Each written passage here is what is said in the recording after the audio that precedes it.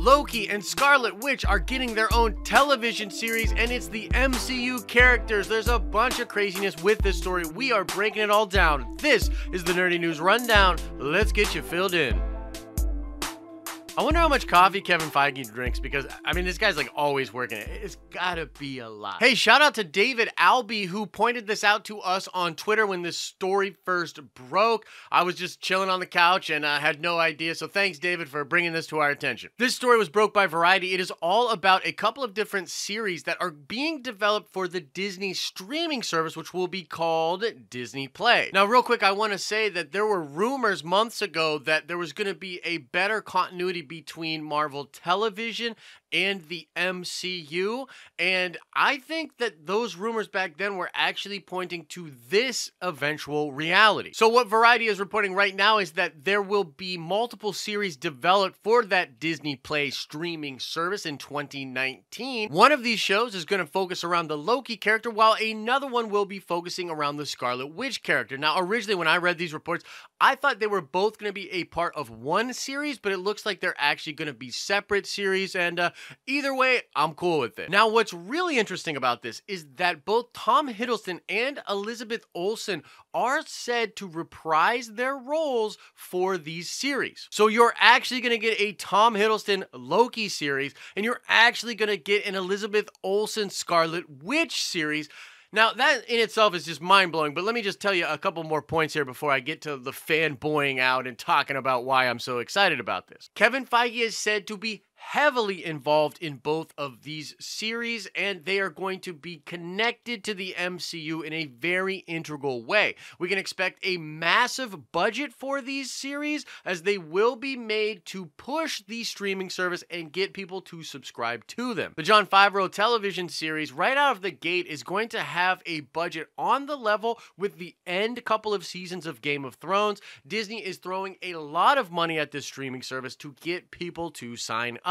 Right now, the series are said to be between 6 and 8 episodes, and they will tie into the MCU, but the really cool thing here is they're going to be an opportunity for characters that are in the MCU already that are not going to be getting a solo movie to kind of get their own series or to pop up in some of these other series. And now I will nerd out about why this is absolutely freaking amazing. So the continuity in the MCU is a very special thing. It's kind of unprecedented at this point. I mean, it's like 20 films, a big canon, everything fits together. There's only like been a couple little slip-ups in the canon here and there, and it's all stuff that's passable and can be fixed. Overall, the canon of the MCU is this incredible thing. Now, one of the things that fans have been disappointed with is the fact that the television shows, including Agents of S.H.I.E.L.D., you know, Peggy Carter, all of the Netflix stuff, does not tie in very well to the MCU. It's been a one-way street. The shows will talk about stuff that goes on in the movie. Sam Jackson and Phil Coulson have been in Agents of S.H.I.E.L.D. as well as the Valkyrie character, but other than that, there has not been a lot of crossover. What these shows represent is a way to be in this golden age of television, and the new way that these streaming services have really nailed down how to tell a great story, to have that kind of a model and long-form entertainment, but have it tie in to the MCU canon. I mean, this is a Marvel fan's wet dream. This is absolutely out of control. We'll be able to explore all sorts of different stories and really dive deep into the characters of the MCU in a way that you might not get in the films. You could expect cameos from other predominant MCU actors, and you can maybe even expect characters that have not yet been introduced in the MCU to come onto the television show and play a cool role and officially be a part of the MCU. Now, where this gets very interesting for me personally is the fact that now we are indeed going to be getting the Fantastic Four and the X-Men back into the MCU.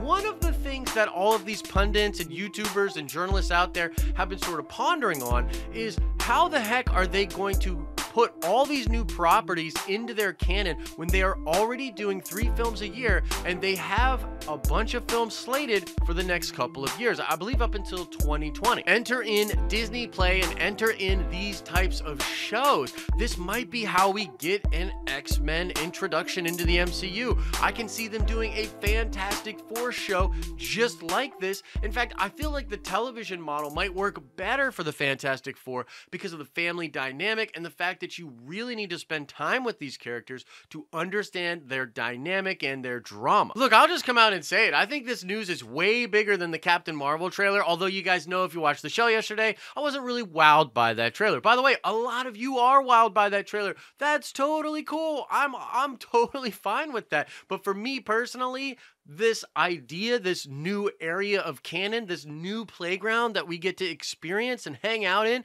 within the MCU is super duper hyped. I feel like there's almost unlimited potential for this thing, and just another move that's just making Marvel Studios just way go further than anything DC is doing right now. It's kind of sad if you're a DC fan, because this is just next level stuff, and DC can't even seem to get their proper continuity to work. So, you know, look, I'm a DC fan, rocking the Green Lantern gear, going out to get the new Black Label Batman Damned book today, but we just got to call a spade, as John Campea would say. They're pulling away. Marvel is pulling away with this move. And so that is the news out there, with some nerding out from me and some speculation on what it could mean in the future.